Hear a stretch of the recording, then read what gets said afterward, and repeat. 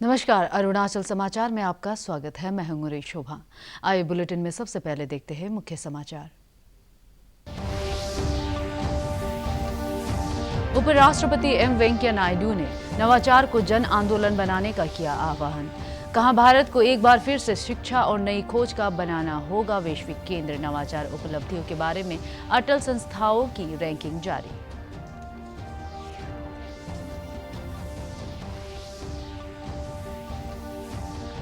देश में कोविड-19 से स्वस्थ हुए रोगियों की संख्या 19 लाख के पार। राज्य में पिछले 24 घंटों के दौरान कोविड संक्रमण के 40 नए मामले आए। साथ ही इलाज के बाद 85 मरीज हुए स्वस्थ।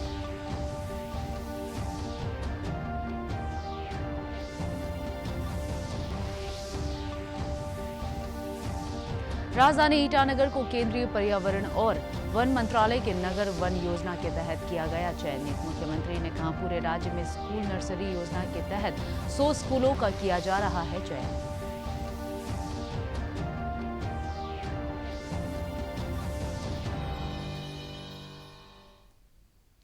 उपराष्ट्रपति एम वेंकैया नायडू ने कहा है कि नवाचार को जन आंदोलन बनाया जाना चाहिए। वर्ष 2020 की नवाचार उपलब्धियों के बारे में अटल नवाचार संस्थाओं की रैंकिंग के परिणाम की घोषणा करते हुए श्री नायडू ने कहा कि यह समय की जरूरत है।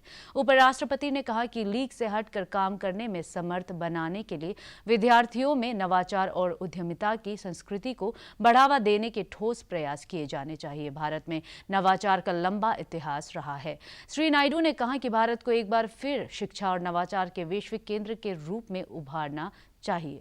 वर्ष 2020 की नवाचार उपलब्धियों के बारे में अटल संस्थाओं की रैंकिंग में एक बार फिर आईआईटी मद्रास ने केंद्र पोषित श्रेष्ठ संस्थाओं में पहला स्थान प्राप्त किया है। इसके बाद आईआईटी बंबई और आईआईटी दिल्ली का स्थान है। निजी क्षेत्र की संस्थाओं की श्रेणी में उड़ीसा के कालिंग औद्योगिक प्रौद्योगिकी संस्थान शीर्ष पर रहा। इसके बाद एसआरएम विज्ञान और प्रौद्योगिकी संस्थान तथा वेल्लोर प्रौद्योगिकी संस्थान का स्थान है। राज्य पोषित स्वायत्त संस्थानों की सूची में महाराष्ट्र के पुणे इंजीनियरिंग कॉलेज को पहला स्थान मिला। Progress in the field of innovation and entrepreneurship, no doubt about it. At the world level, we have moved from 81st position to 52nd position in Global Innovation Index. So the government has taken a number of initiatives to inculcate the spirit of innovation among students. New national education policy has a sharp focus on this aspect and has made a number of recommendations that will foster innovation. नई शिक्षा नीति को लेकर के आई हैं, उसमें सभी छात्रों को पहली बार खुलापन मिला है। उनको विषय की भी चुनने की आजादी है। यदि 2 साल का वो कोई कोर्स कर रहा है, 4 साल का होना था लेकिन 2 ही साल में छोड़ के जाता है, तो पहले वर्ष में उसको सर्टिफिकेट मिल जाएगा, दूसरे वर्ष में उसको डिप्लोमा मिलेगा, फिर उसको डिग्री मिलेगी और क्रेडिट बैंक उसका बन रहा है। यदि वो छोड़कर दोबारा आना चाहता है तो फिर वहीं से वो शुरू करता है। डिजी लॉकर्स की व्यवस्था की बहुत ही अभिनव है छात्र के लिए, उसके जीवन में आगे बढ़ने के लिए बिना किसी रोक टोक के। ये पहली बार हम इन लचीलेपन को लाए हैं। देश में कोविड-19 से स्वस्थ होने वालों की संख्या आज सबसे अधिक है। पिछले 24 घंटों के दौरान लगभग 58,000 लोगों को इलाज के बाद अस्पतालों से छुट्टी मिली है। कुल मिलाकर पूरे देश में अब तक स्वस्थ होने वालों की कुल संख्या 20 लाख तक पहुंच गई है। अब तक 19,77,779 लोग स्वस्थ हो चुके हैं। इस तरह स्वस्थ होने वालों की दर 73.18% तक पहुंच गई है। मृतकों की संख्या से संबंधित केस फैटेलिटी दर में भी गिरावट दर्ज की गई है और अब यह 1.92% रह गई है।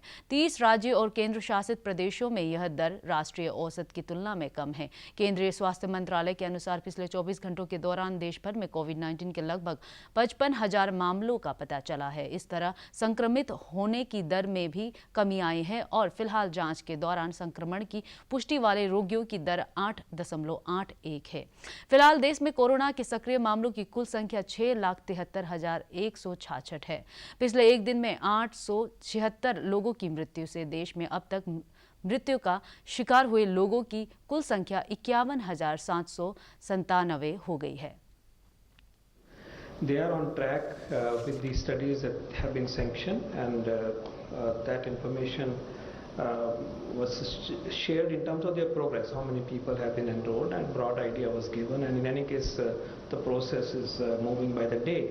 So review was taken. Also, we did request them to indicate what possible prices could be. Pricing perhaps being very complex because some of these vaccines are at an early stage. So there's some possibilities of some insights into where the price range would be. But this is an information that will be refined as we move along. राज्य में पिछले 24 घंटों के दौरान Covid संक्रमण के 40 नए मामले सामने आए हैं। पिछले एक सप्ताह के बाद कोविड संक्रमण से ठीक होने वालों की संख्या संक्रमण से प्रभावित होने वालों से ज्यादा हो गई है। राज्य स्वास्थ्य सेवा निदेशालय के अनुसार सोमवार को कोविड के 85 मरीज इलाज के बाद स्वस्थ हो गए। राज्य में अब तक कोविड संक्रमण के 1893 मरीज स्वस्थ हो चुके हैं, जबकि कोविड-19 के सक्रिय मामलों की संख्या 843 हो गई है। पिछले 24 घंटों में सबसे ज्यादा 10 मामले ईटानगर राजधानी क्षेत्र से, 8 मामले वेस्ट कामेंग जिले से, 6 चांगलांग से और 4 मामले तवांग से दर्ज किए गए हैं। राज्य में कोविड-19 जांच के लिए अब तक 1,27,000 से ज्यादा सैंपल लिए जा चुके हैं। उच्चतम न्यायालय ने आज कोविड-19 महामारी से राहत के लिए गठित पीएम केयर्स निधि में जमा धनराशि को राष्ट्रीय आपदा कार्रवाई कोष एनडीआरएफ में स्थानांतरित करने का निर्देश देने से इनकार कर दिया। न्यायमूर्ति अशोक भूषण, न्यायमूर्ति आर सुभाष रेड्डी और न्यायमूर्ति एमआर शाह की पीठ ने यह भी व्यवस्था दी कि पीएम केयर्स में दिया गया चंदा चैरिटेबल ट्रस्ट की निधि है। न्यायालय ने कहा कि एनडीआरएफ में अंशदान करने पर कोई कानूनी पाबंदी नहीं है। पीठ ने यह भी स्पष्ट किया कि पीएम केयर्स निधि में जमा की गई राशि एनडीआरएफ से पूरी तरह भिन्न है। कोविड-19 के लिए राष्ट्रीय योजना बनाने के याचिकाकर्ता के अनुरोध पर उच्चतम न्यायालय ने व्यवस्था दी कि इस संबंध में केंद्र द्वारा तैयार की गई योजना महामारी से निपटने के लिए पर्याप्त है। केंद्रीय मंत्री रविशंकर प्रसाद ने कहा कि पीएम केयर्स पंजीकृत पब्लिक ट्रस्ट है और यह कानूनी अपेक्षाओं और फंड के प्रबंधन के लिहाज से पारदर्शी है। उन्होंने कहा कि देश में हर किसी को वैश्विक महामारी पर नियंत्रण की दिशा में कार्य करना चाहिए। सुनाया है और मैं इसके एक पैराग्राफ को पढ़ना चाहता हूं। There is no statutory prohibition on contributions made to NDRF and the contribution to PM Care Fund are voluntary. Funds collected by PM Care Fund are entirely different and these funds are funds of charitable trust. This fund need not be transferred. राजधानी ईटानगर को केंद्रीय पर्यावरण और one मंत्रालय के शहरी one scheme या नगर one योजना के तहत चयनित किया गया है। मुख्यमंत्री पेमा खांडू ने केंद्रीय पर्यावरण मंत्री की अध्यक्षता में कल वीडियो कॉन्फ्रेंसिंग के जरिए हुई बैठक के बाद बताया कि राज्य में सिर्फ 2 ही नगरीय क्षेत्र ईटानगर और पासीघाट है, जिसमें से राजधानी ईटानगर को नगर वन योजना के तहत चुना गया है। मुख्यमंत्री ने कहा कि इस योजना का क्रियान्वयन इसी वर्ष शुरू कर दिया जाएगा और राज्य के पर्यावरण और वन विभाग ने नगर वन के लिए निर्धारित 20 हेक्टेयर जमीन की पहचान कर ली है।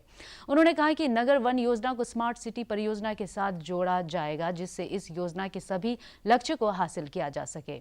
मुख्यमंत्री ने राज्य सरकार द्वारा पर्यावरण और वन से जुड़ी अनेक केंद्रीय योजनाओं के क्रियान्वयन की जानकारी देते हुए कहा कि राज्य भर के 100 स्कूलों का चयन स्कूल नर्सरी के लिए किया जा रहा है, जिसके तहत स्कूल में पढ़ने वाले छात्र विद्यालय परिसर में ही अपने पसंद के पौधे को लगा सकेंगे और 1 वर्ष बाद वे अपने पौधे की सैंपलिंग अपने घर ले जा भी सकेंगे।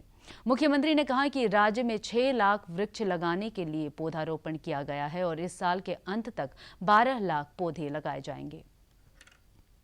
विधानसभा के अध्यक्ष पीडी सोना ने कहा है कि कोविड-19 में राज्य और देश दोनों के सामने कई चुनौतियां पेश की है, तो इसी आपदा ने कई नए अवसर भी प्रदान किए हैं। श्री सोना ने कहा कि वे राज्य विधानसभा में निर्वाचित प्रतिनिधियों के साथ साथ आम जनता, विशेषकर छात्रों को भी जोड़ना चाहते हैं, जिनसे वे लोकतंत्र और इसकी कार्य प्रणाली को न सिर्फ समझे बल्कि विधायिका के कामकाज को भी जाने।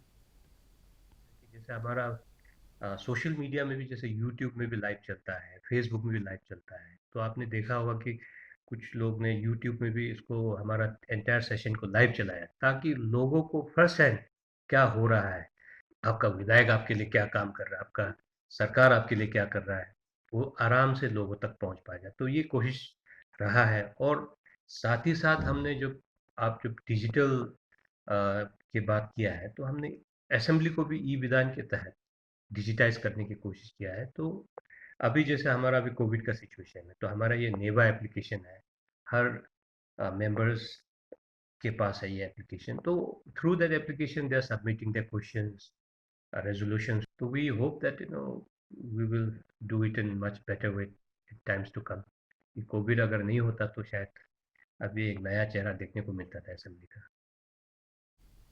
अपर सुबनसिरी जिले में नगर के खराब साफ सफाई और सड़कों की खराब स्थिति को लेकर स्थानीय नागरिकों और छात्रों ने उपायुक्त कार्यालय तक विरोध मार्च निकालते हुए नगर की सड़कों को तुरंत ठीक कराने की मांग की। प्रदर्शनकारियों ने आरोप लगाया कि बुनियादी सुविधाओं की खराब हालत के साथ साथ नगर क्षेत्र में गंदगी के कारण लगातार प्रदूषण बढ़ रहा है।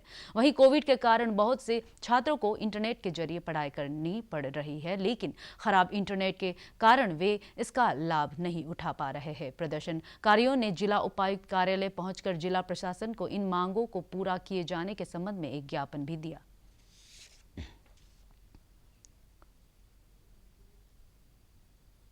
लोहित और चांगलांग जिले में कंप्यूटर फर्म IBM इंडिया और एक अन्य संस्था क्वेस्ट अलायंस ने जिला प्रशासन के साथ मिलकर सेकेंडरी स्कूल के अध्यापकों के लिए एक ऑनलाइन अध्यापक प्रशिक्षण कार्यशाला का आयोजन किया है।